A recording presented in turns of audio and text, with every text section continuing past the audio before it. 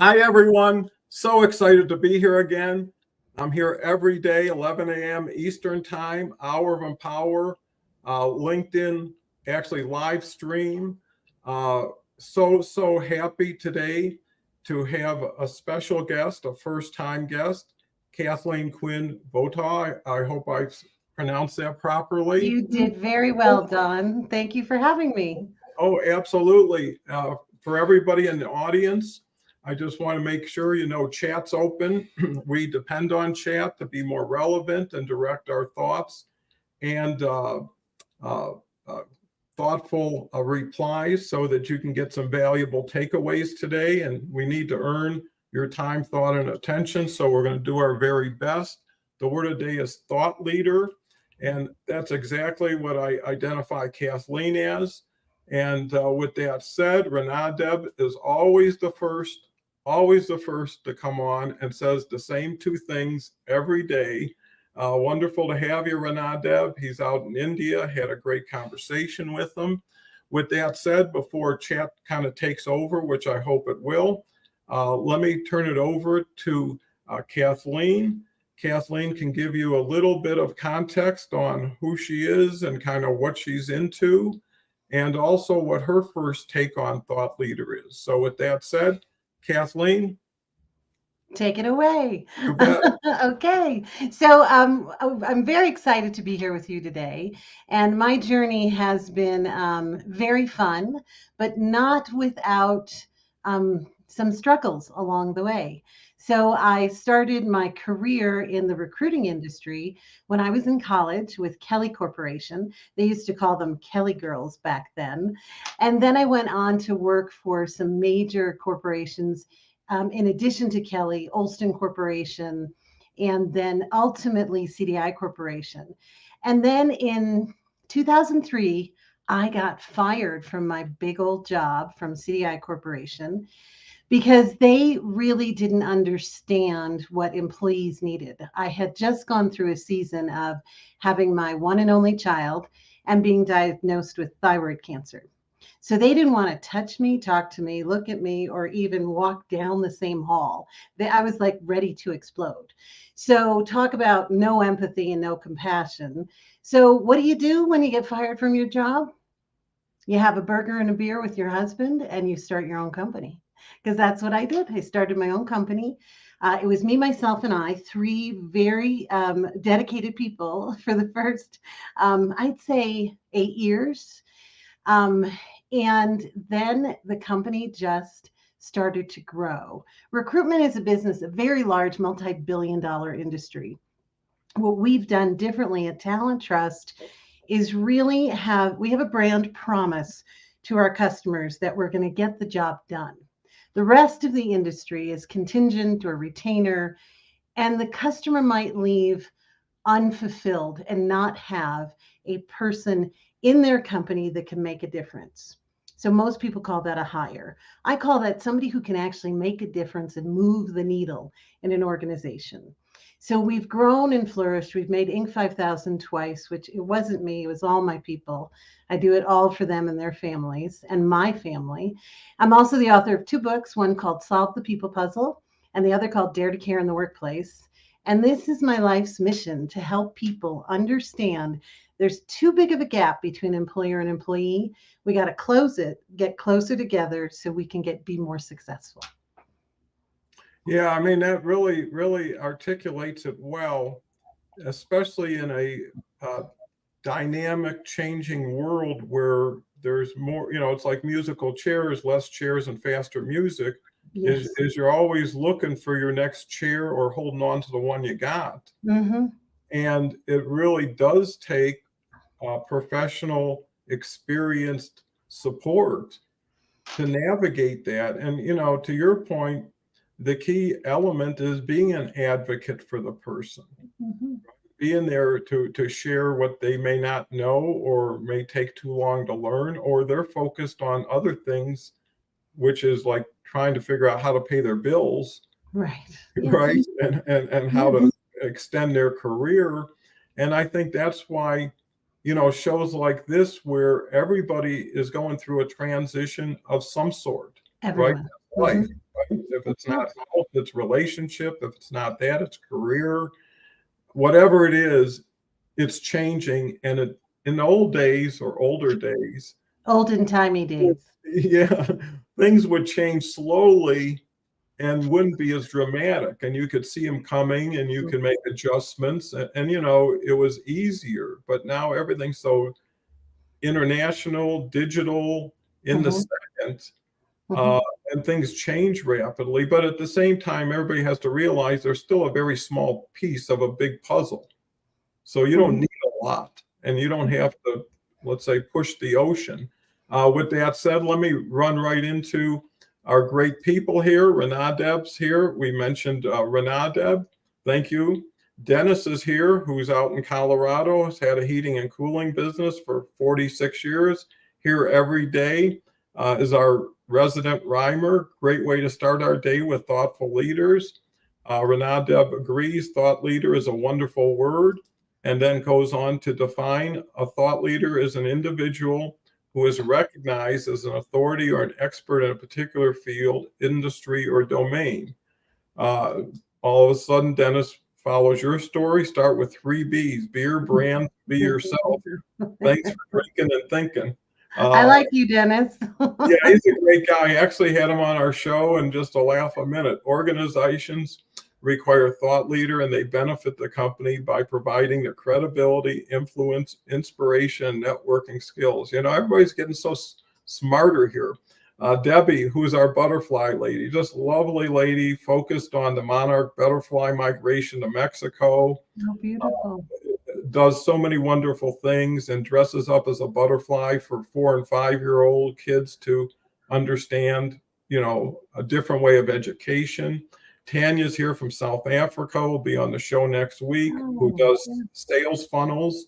So beautiful. Tanya's the lady involved. Carrie's our resident joker. If you drive down Hines Road, that would be a road to catch up. Elizabeth is here. Great to see you, Elizabeth. She's coming on the show next Wednesday. Hi, friends. Popping in to say hello. She loves the topic. Oh, Danny's here from England. Personally, I'm not a fan of the phrase. It's one of those labels you can't give yourself. It's something others give you. That's Totally agree. that's a good way of looking at It's it. earned. It's earned, isn't it? I think it's earned. Yeah. Yeah, for sure. And you'd rather have people know you for what you do than what you say you do. Hello, Donald and Kathleen. It's nice to hear helping people indeed rewarding and fulfilling, whether it's offering support, sharing knowledge, helping hands, and the inherent human desire to make the world a better place. Well, there Lovely. can never be too much of that. Looks like well, here's one last Dennis. It was the old, simpler days, if we can remember them, for sure, Dennis. Yeah. And that they say, old things become new again. So, there is really a method to it. So, Kathleen, with this great audience and their desire to maybe delve into thought leadership, Mhm. when did you identify yourself as a thought leader? Well, I think one of our guests said it well. It's not something you give yourself. It's something people identify you as. So it is a very humbling title. But a thought leader, in my opinion, is someone who goes wide and deep in an area of expertise, loves it, enjoys it, has a passion for it, and never stops learning about the subject matter. So my area is retention and recruiting and how to help other people do a better job in that area. So that's a simplified definition of it. And the funny thing about being an author, Don, is I never intended to be an author. My friend Jack Daly, and I think mentors are very important to help us in our journey. Jack Daly's a great guy. He's a leader in sales. And we went out to dinner and we had a lovely dinner. And he said, Kath, you have to write a book. This was in 2015. I said, Jack, I don't have time to write a book. He said, Kath, you got to write a book. And he was well into his 60s by the time he was telling me to do it. And he had just written his book. So time is not, where you are in your journey is not relevant. And so I said, okay. So I talked to my publisher, Forbes Books, Adam Whitty, and I wrote a book. I didn't even think I had a book in me. And then once I had the book, people said, well, you got this great book called Solve the People Puzzle. Could you come talk to us about the book? I said, sure, I can come talk to you about the book. And so I came and talked to people about the book. And then people said, well, we could pay you a fee for that. I'm like, really? Isn't that nice? Thank you very much. And then it started to evolve over time, where I've, evolved in this thought leadership world, subject matter expert world. I'm not really comfy with titles. People call me KQV. They call me short for this big old name I have. But I think when you're respected, when people respect you, then they look to you as a thought leader because of what you've done.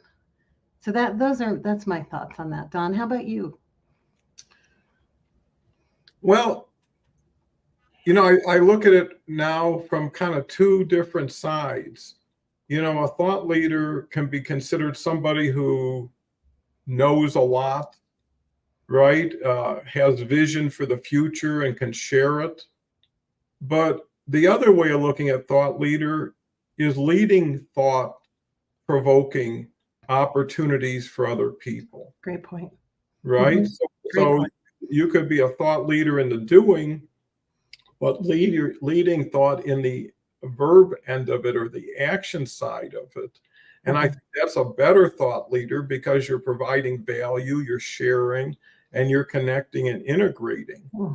You're just the top person of the mountain, and you're, just sharing your wonderful thoughts that you acquired over time. How much leadership is that? Right? Because it's almost like when you put the two words together, they almost conflict because the thought is the thought, but then the leadership for that thought starts filtering or creating more to it. So it's as simple as you want to make it or as complicated as you want to spend time with it. But I think the bigger value is how does that relate to you? Yes. Right? How many people think of you as an authority or an expert or just really good at something, right? Some breaks the house and first thing you say, I got to call Joe. He's really good at this stuff. First thing. But then how many times are you making people think more of themselves? Yes. And take account. And I think you have to give to learn to get. Yes. Yes. I love how you switched it. I love how you switched leading thought versus thought leader.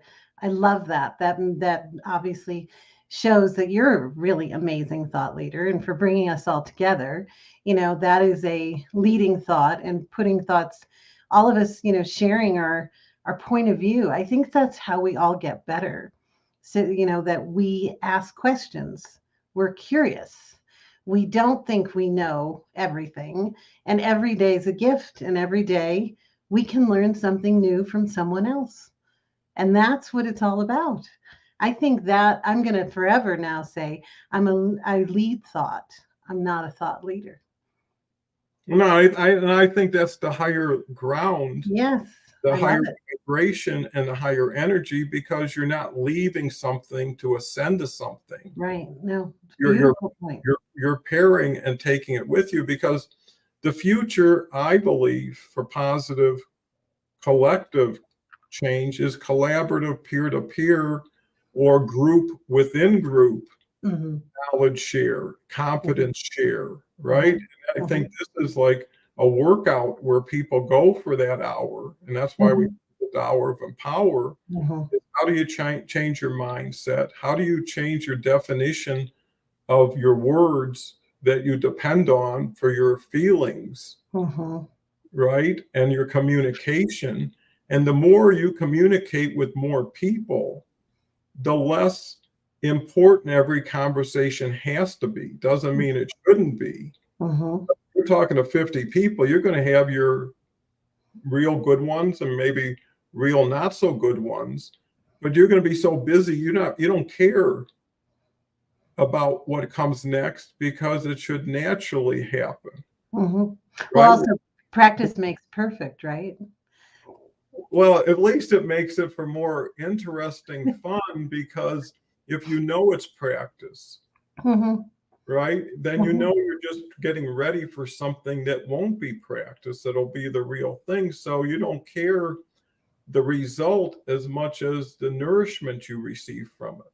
Agreed, agreed. And I think your play on the word, leading thought. If you're going to be a leading thought, you must listen.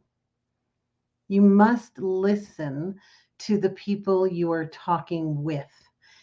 And that is something people forget to do, get nervous in a situation, maybe, and they don't pay attention to the words and the nonverbals. Like, I love this format because I can see you, Mhm. and so it's so, what, 85 to 95% of communication is nonverbal.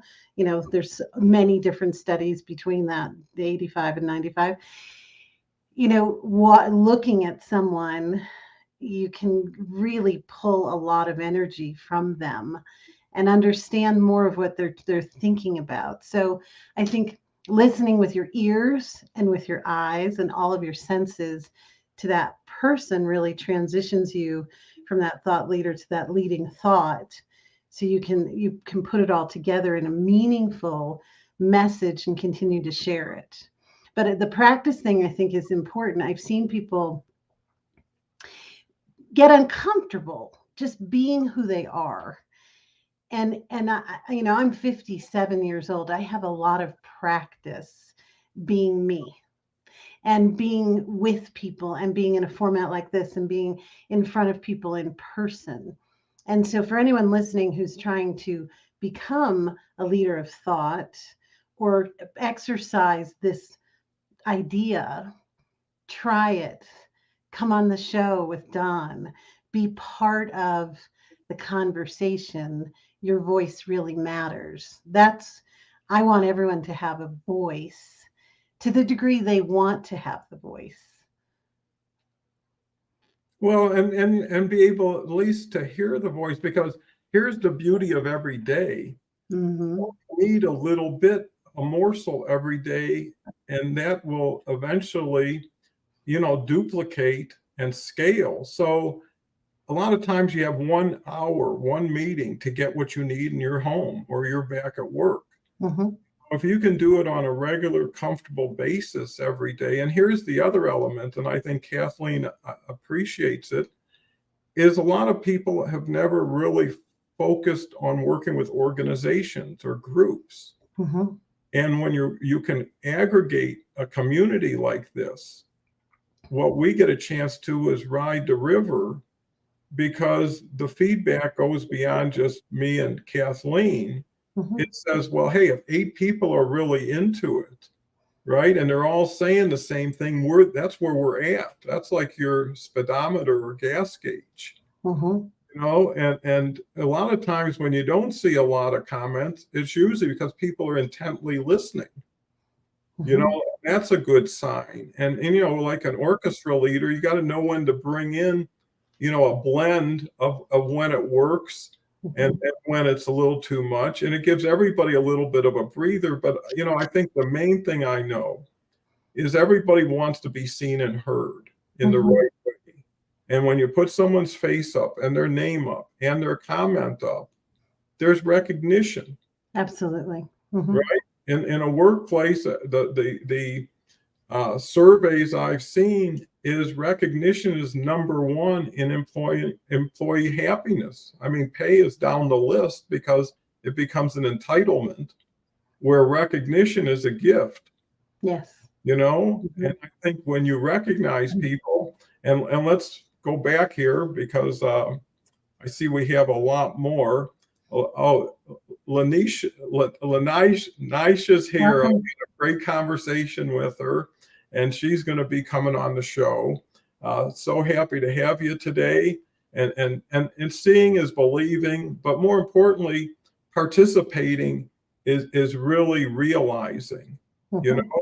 and you find out if it's friendly in the audience side, it's probably just as friendly on the stage side. Danny comes back with, personally, I'm not okay. I must have missed Lanisha, but here's Lanisha here, leading thought and bringing folks in love, and it makes so much sense. And I think that's the key is if you keep it simple, if you keep it authentic, if you keep it, where everybody's involved, everybody's available, there's access. I would look at this as a marketplace. There's connections to be picked up. There's knowledge to be received. There's people who you can follow up after this. And because you have something in common now. Everybody came to this hour that could have done anything else in that hour and usually probably did. And is this a better hour than you would have had? And I think if you start blocking your hours to say, what do I do to what do I get? And then more importantly, and I think that's the third part of the equation most people forget is what do I give? Right? I'm coming to a picnic, right? What am I going to take here, especially when people don't know you? And I always say, you don't want to be the one with the cheapest potato salad. No. Right? You want to bring a nice big chocolate cake or something where they say, wow, that was a $9 cake. That was $4 variety. And I'll bring a bottle of wine. Well, I think Danny's going to bring the beer. Then we need some substance. We need some protein, people. Well, I'm sure Debbie will find something that's good in nature for us. And that's so much fun is having fun. If you can bring laughter, smiles to the table, that is a healthy exercise that doesn't always come that easily. And a lot of people, almost everybody, like I mentioned, is going through something or another or will be. And it's all about belief in the future being better than the day. I totally agree. And something you're touching on that is really important is what you're doing, Donald, is building community. This Hours of Power is a community of people with common values, common thoughts, who are learners. We want to grow. We want to differentiate ourselves. We want to be open to other thoughts. We want to practice with other people where it's safe and it's a little bit of fun and we're having a picnic at the same time. And growing together. That's where the beauty comes. Most people do better when they work in a team versus alone in isolation. And so you're building community. And the other thing you're touching on is this, there's a great nonprofit called Invisible Disabilities. Have you ever heard of it? Mm-mm. It's a fabulous, I met them years ago when I was chairman of the Association for Corporate Growth. They came and spoke at one of our sessions. You make the comment that you don't know what everybody's going through, right? There's all kinds of things. We're humans, and life is complex and things happen. And this organization called Invisible Disabilities identifies, these, people have grief. That's a disability. People have Crohn's disease. They have lupus.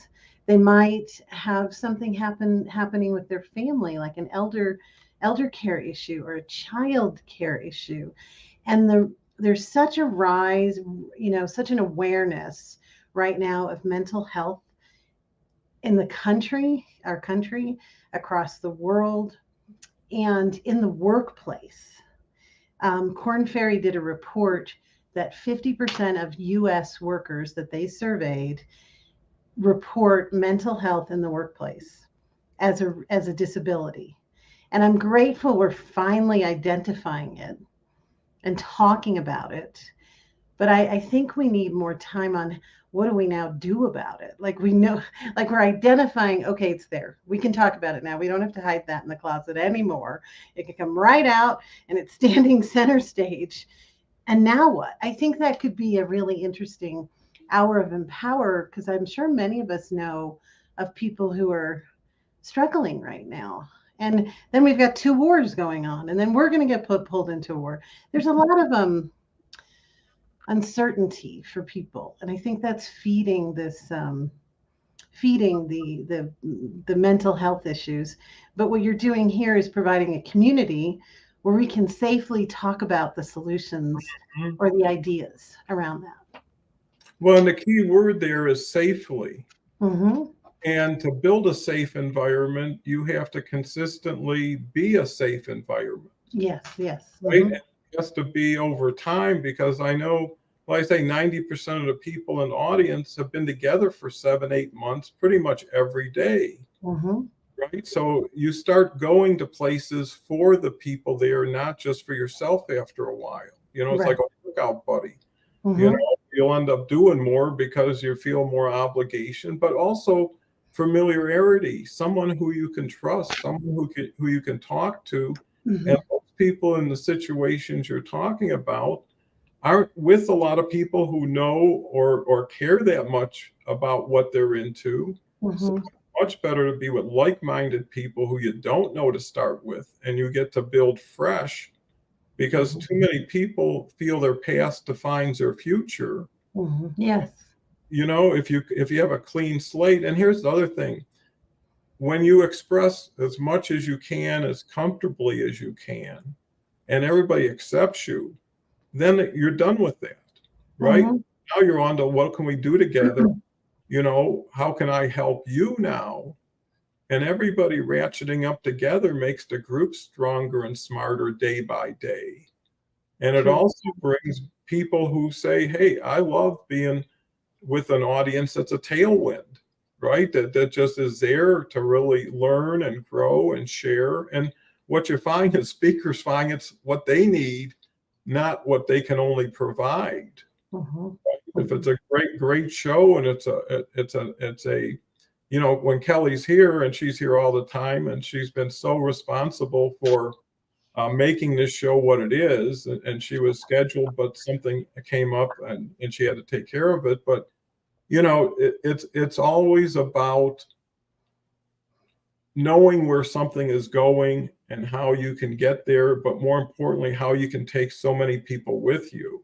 True. And I think to the point Kathleen just made, in this world we're living in, Mm-hmm. there is so much amplification and exaggeration of things in people's minds.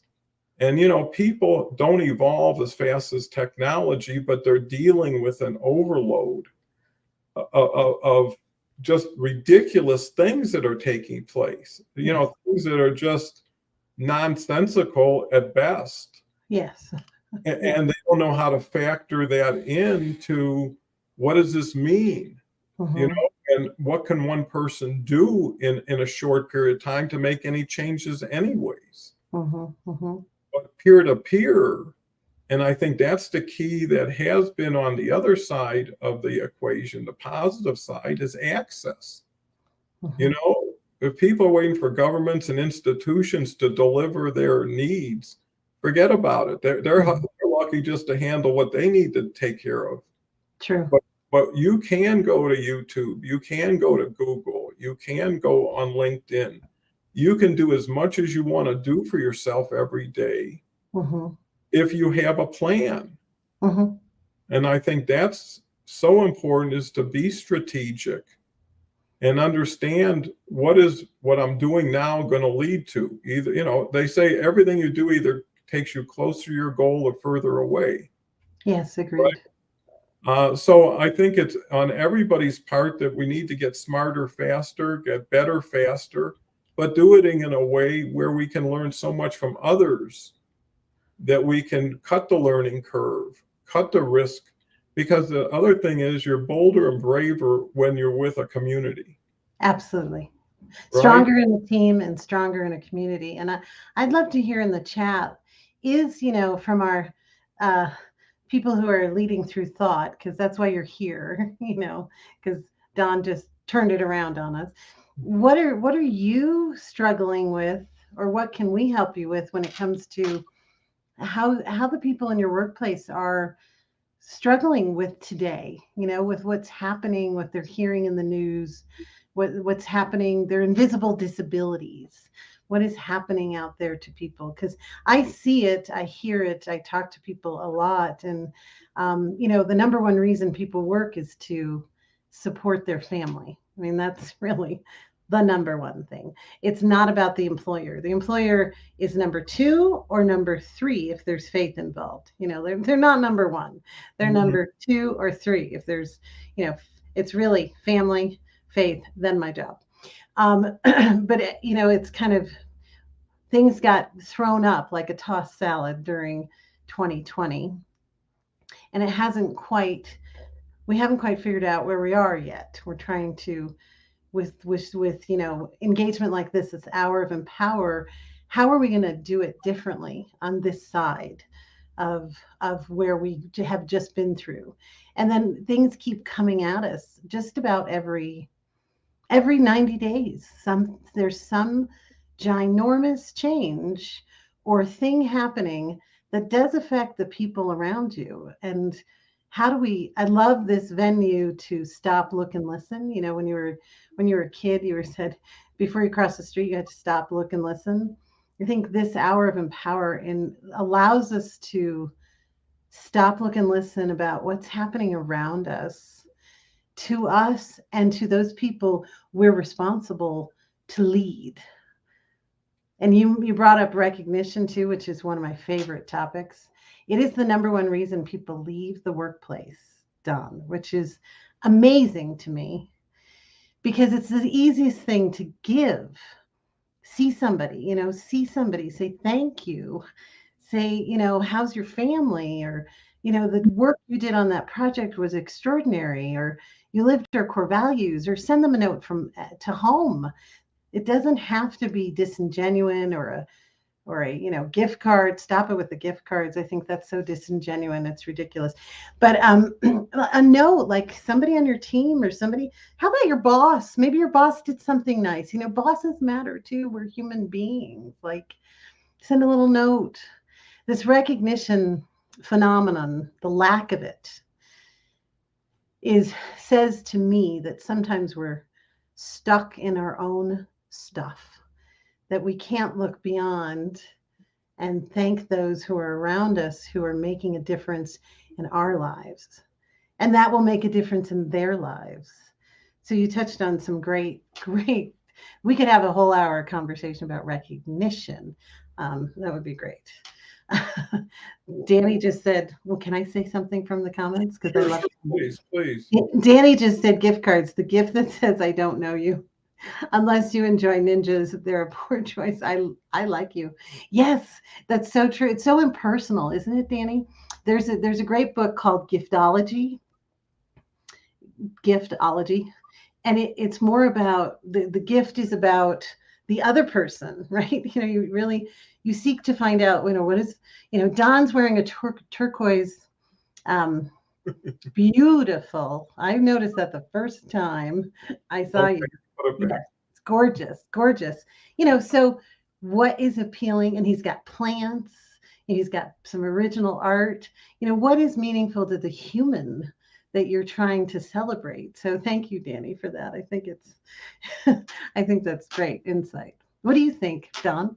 Well, I'm just to follow what you just said, and I think what's so key and important is awareness. Yes. Mm-hmm. And that's why people don't recognize people. They're not looking for awareness. They're not looking for that one special thing they did or said.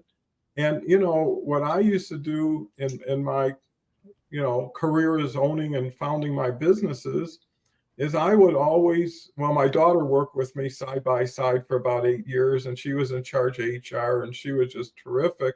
She loved events. She loved creating opportunities. Friday, she'd bring in all the stuff from Costco to the whole office. And one time we had 72 people under one roof. And every month we had a bowling night. Mm-hmm. Oh, I love bowling. I'm bad at it, but I love it. But we invited everybody's family and friends for free. Yeah. Mm-hmm. And recognizing somebody in front of their grandfather, right? They always say praise in public, criticize in private. When you want to make a big deal out of somebody, do it in front of their peers or people they care and love so much, because pretty soon they're going to think, hey, you're working for a nice guy, or you're working for a good company, or hey, look at all the fun we're having, all the beer and snacks, and there's no cost here, and it happens every month. And I Mhm. think, what's the investment? 2, 3 hours at night, and you're bowling, and you're with people, and you're having Mhm. fun, versus Mhm. sitting at home by yourself, reading a book, doing something independent of other people. And I Mhm. think the evolved person, and I learned so much from having Bob Berg on from the Go Giver, Yeah, yeah, yeah. because I re-listened to it on Audible. I started to understand more. Is someone who is a little bit more higher energy would look at building with that person to them versus them to the person, Mhm. right? Is what can you do for everybody, and be proactive, take the first initiative to show, hey, I want to start this precedent. Mhm. I want you to know we got an open door, and I really think what you have to say is important. Mhm. And after a while, now you have that beginning of a relationship. So this has really been kind of an onboarding vehicle, because what's Mhm. amazing about this show is I can name almost 15 people have come on in the last 6 months, never did a show, and now have their own show. And they're booked for 6 months already. Mhm. And it's just a matter of knowing there's a need for building communities and building your own themed community around your most relevant material or initiative, because why not carry your audience with you than have to look for a new one every day, or share someone else's, Mhm. because Well that's said. going to sustain you. That's what's Mhm. going to make you scalable, just like a workplace. Retention is so important, Mhm. because of the training, the cost of hiring and integrating, and then having a trusted team. What is the premium you're willing to give that person to Mhm. get that retention? And then how Mhm. to promote that person. So everybody you look at is like a garden you're just starting, right? Because it's going to take time to nourish it, protect it, cultivate it, and then one day enjoy it and see that continue to build. So I think it's, today it's reach, it's how relevant of a reach can you have, Mhm. because audience size doesn't matter. In some cases, it's a distraction. Mhm. Mhm. If you Mhm. just had 100 people to be seen and see, it wouldn't be as validating. Mhm. Because what the beauty of this show is, it's going to continue to be heard and seen by people we'll never meet. Yes, yes. But It's a gift. what we're talking about is evergreen. It's universal stuff. So what's your thoughts now? Yeah, no, it's a gift that keeps on giving. I think, you can keep it. It's live here and it's live on YouTube, and I think these, word of the day pieces are good because it's relevant to everyone. But one of the things you're talking about that struck me is, um, that retention piece, and that your daughter loved to go to Costco catering. That's what I call it, Costco catering.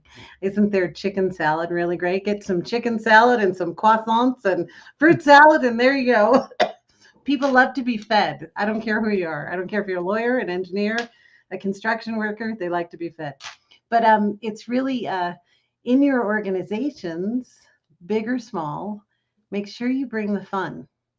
Make sure you have a fun committee, because they spend a lot of time working. They spend a lot of time in their daylight hours working with you. So make it a little bit of fun for them. I thought that was a really great point. And yes, the other thing you said, carrying your audience with you. People sometimes forget that these relationships are going to span over so much time. I have people that I've carried with me all the way from my 20s, all the way from my very first job. Ronnie Mostyn was one of my first mentors in my business life, and she's still texting me today. Eileen Candles is another great mentor of mine. So, carrying your audience forward, carrying your relationships forward throughout your iterations, because your life's going to change. I mean, Don, how many changes have you had in your journey? Well, if you're going to be in business 37 years, you had to reinvent yourself about 7 times, and that was when things moved slower. So I think change is just part of staying the same in some ways. And, uh, learning itself is changing.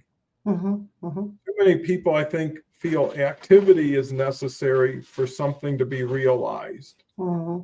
But just changing the way you think, just changing the way you respond to situations, because I'm seeing that when things are getting more hectic, it's time to slow down. Oh, I very much agree with you. I call it the 24-hour rule.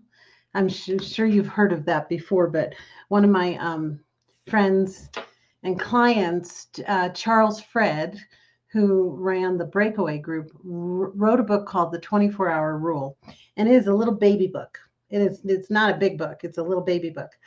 But if we could all just pause for a day before we take action, we more than likely would have a better outcome because we'll be more thoughtful, and we might talk to somebody about the idea.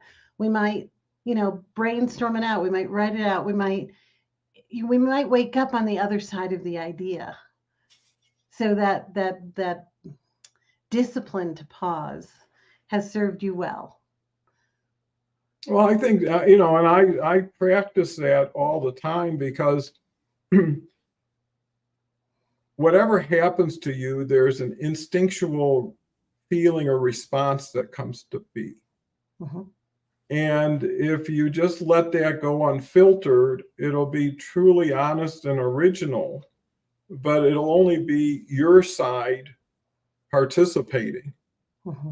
and the other side receiving. And then after a while, you start to say, well, that's my emotional side that I'm including in that. That's my personal feelings that I'm sharing, right? And really the key is what do I want people to know? And what do I want people to know so that they will change or they'll be aware of something? Most people respond in a punishing way. They've already taken the activity and judged it, and then tell people what I think about it, and then maybe even what I think about you for doing that. Hmm. That's way too much, too much stuff, because it's where do I want to go with this and with this person? And if the Mm-hmm. answer is nowhere, then less is more. Right. Right. Right. So it's easier to say, hey, I'm just going to disconnect. I mean, why? When they're a stranger when you met them, and they'll probably be a stranger when you leave them. So anything in the middle never meant anything. So why does someone then feel that way about someone who you don't know, doesn't care about you, but they say something that becomes now meaningful to you? And it really does test your security level. It does. It does. And really, when, as a speaker, people talk about me all the time behind my back, all the time. And I'm rated all the time. And I think it's an interesting phenomenon that you point out. We tend to focus on the one person out of 1,000 who might have said, "Ah, she stunk."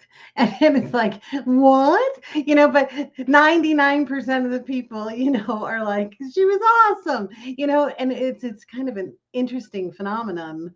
But we spend too much time there. We have to spend more time on what feeds our soul. And also, people come into your life for a reason, a season, or a lifetime.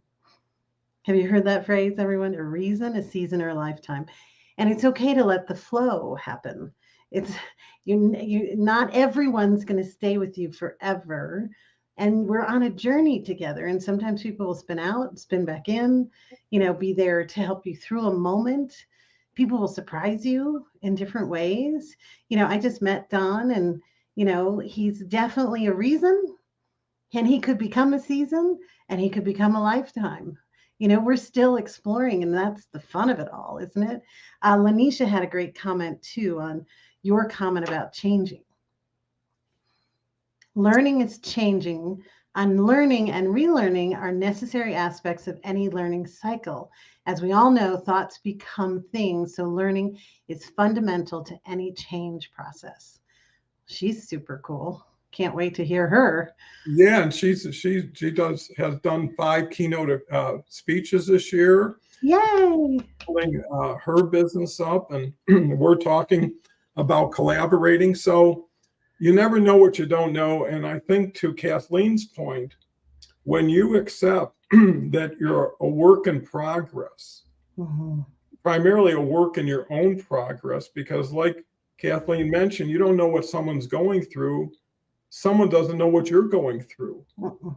right? And if part of your work in progress is an important piece to other pieces, Mhm. and maybe even take second place to things that are a priority or in the moment, then Mhm. you're okay with it because you accept it. You're right. I'm not as good as I'm going to be tomorrow, but that's the beauty of tomorrow, Right. right? If I was complete, if I was there, then you're just talking plateau now. It's such a good point. I have a friend who's a speaker, Todd Musselman, and boy, that do you know Todd? No. Oh, if anybody knows Todd, he is a fabulous human being. His story is very interesting. He was going to be on an Olympic team, and he broke his leg, and blah blah blah. He had to reinvent his whole life. His, family business went through turmoil. He's a great guy, but he has this whole, um, I call them conversations. I know people call them talks or presentations. If you're really digging your audience, it's a conversation. And I got to sit in on one of his conversations once, and he focused all on that concept of we're all waiting to be there. Where's there? What is there? That's an interesting concept. I mean, where is there, Don? Do you know? Yeah, I do for sure. And there is now. That's where there is, because that's the only there is where you're there, Yeah. right? Yesterday's gone. Tomorrow is not promised Promise. to anyone, No. right? And if No. whatever you did or didn't do, whatever you got or didn't get, whatever suffering, whatever tragedy you went through got you to now. You survived all that. This Yes. is your springboard. Yes. What do you want to do? What do you want to take? What do you want to leave? And what do you want to add? Yeah. Yeah. Right? So it's taking inventory every day. You have no problem uh, pulling out your wardrobe every morning, right? You have more choices than you even know what to do with. You have no problem when it comes to deciding your food plan for the day. Again, you have so many choices. So why not take that to your whole life, your whole being, Mm-hmm. I and say, love. what am I going to add to my plan today? You got an exercise plan, even if it's not exercising. What? Mm-hmm. And I think if you surround yourself with multiple options, parts of your life, where no one part is all or nothing, no one phone call is going to make you or break you. And what I look at when someone doesn't want what I have, I look at it like a regift. Mm-hmm.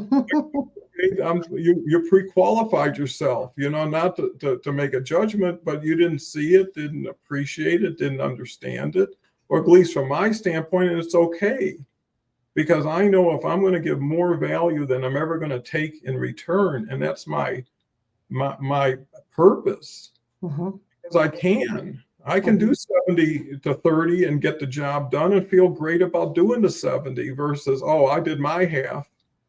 And you can't major in the minors when you keeping score with people you should have enough trust in to let time show itself, right? Absolutely. Mm-hmm. And that way you're spending more time on the game than at the score clock.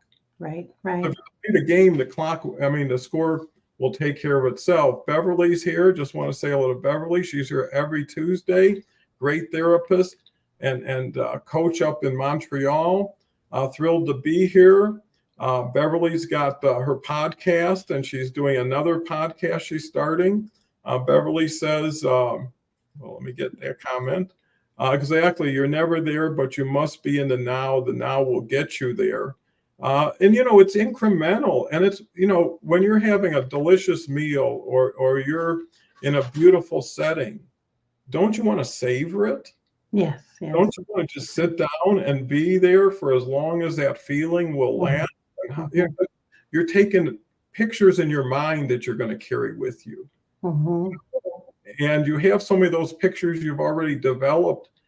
Why do you choose other pictures over that when you're thinking idly? Why don't you think about that big celebration, that big family get together? That it happened. It was yours, and it was only yours.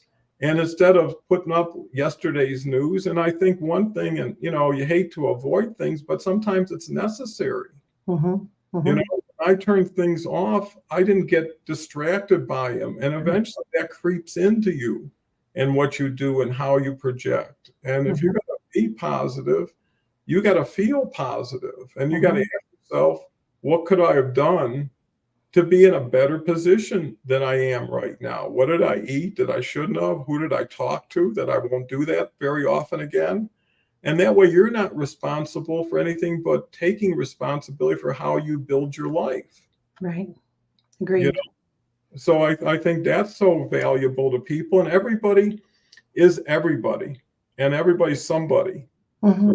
And everybody's story is valuable. Everybody's life is important, And I was talking to actually Angelique, I'm actually talking to Monday, and she's a wonderful story. She's been here, and she went from being a high level person at Disney and out in LA and a few other media companies. And at mid-30s, had really bad high blood pressure, decided it wasn't worth it.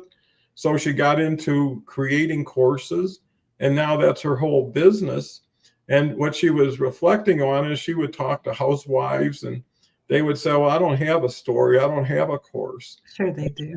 And she would say, well, how many housewives out there want to know how to be better housewives? How many people who do what you do so well would like to know how you do it? So it's really, you're doing something in 24 hours.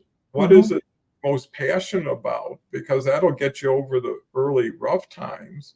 And, take baby steps, just start learning, start testing. And I think that's a step in the right direction. So Kathleen, it's like we're coming up almost on top of the hour. These shows, they move so quickly and so well. Who would ever script something like what we created today? Because you couldn't have. No, you couldn't have. It was very authentic, and it was a great discussion. And I love that we had the word of the day thought leader that we changed into leading thought. So we've done that together. And I think your point that everybody's someone to somebody. Everybody's, and everybody you touch, somebody loves that person. And so treat each other with some care out there. That's why my book, Dare to Care in the Workplace, exists. And it's not just in the workplace, it's everywhere we go, with a little bit more love and kindness and empathy.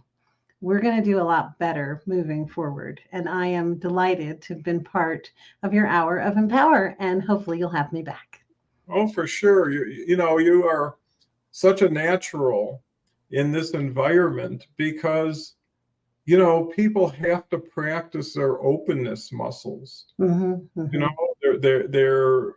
because it's the empathy that goes so far, that philosophy of feel, felt, found.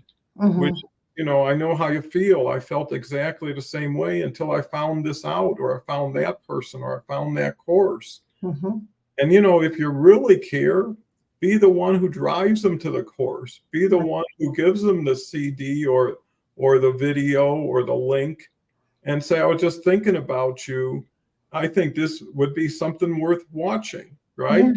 And how many little things could you do like that it took me about 15 seconds to say? It would take me about 2 minutes to find a link and send it to someone. And you didn't. And you didn't again, right? So, and if that's what you truly want to do, what you'll get is a response. Absolutely. Give much. You'll get so much more in return.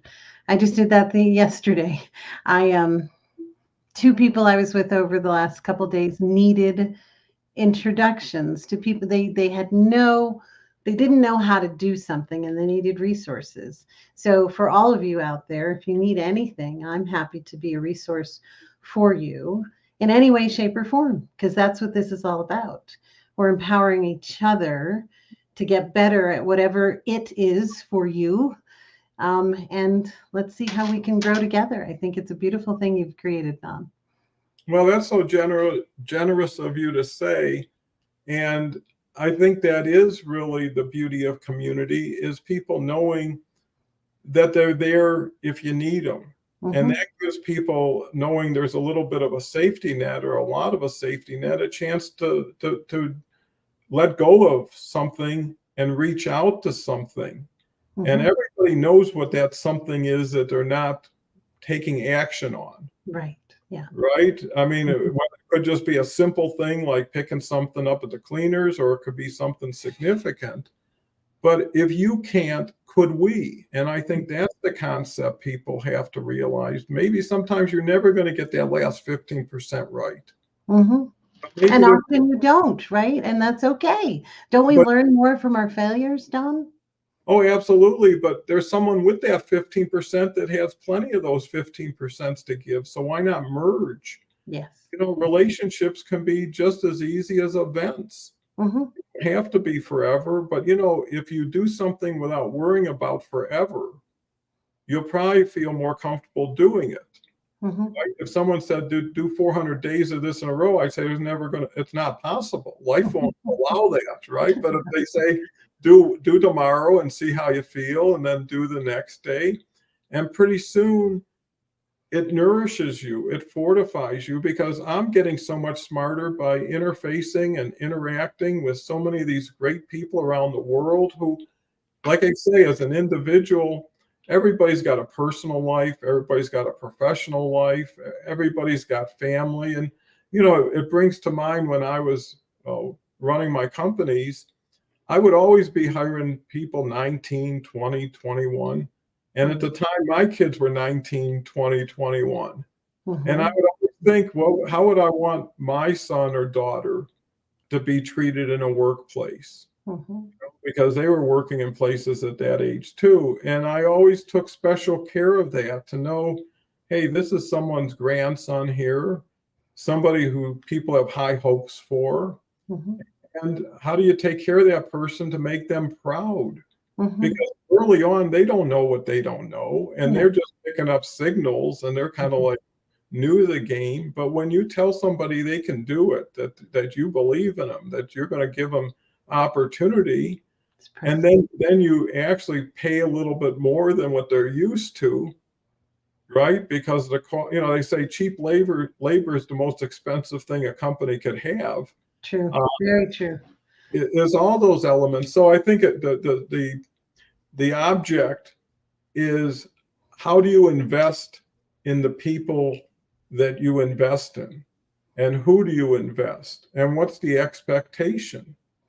And, you know, the expectation should be they get full benefit, and in turn, out of guilt or gratitude, they'll come back and do something eventually for you or with you. If not, it's like making a deposit in the bank. Luckily, you'll never have to withdraw, right? So you just gave, and people got, and you were part of it. And I think if you just call that a win, anything that comes after that is really gravy. So anyways, I want to thank Kathleen again. I want to thank, well, Debbie's here. Feel, felt, found. Great, Debbie. Got to have you back. Debbie's transitioning from Green Bay in the summer to Florida in the winter. Experience is what we get when we don't get what we wanted. You know, I'm just so happy every day I wake up. I mean, I'll just be honest with you. And everything else from there is just a delight. And it's because you can structure your own world when the rest of the world is going crazy. Yes, agreed. You can build your own happiness, and everything else doesn't have to interfere with that. So, you know, live for the moment, but believe you're going to live forever. So with that, I want to say thank you to everybody. Come back tomorrow. Tomorrow, we're going to have some more great guests. So with that said, thank you again, Kathleen. It's been a delight, and look forward to having you back on. Thank you, Don. Thank you, everyone. Be well.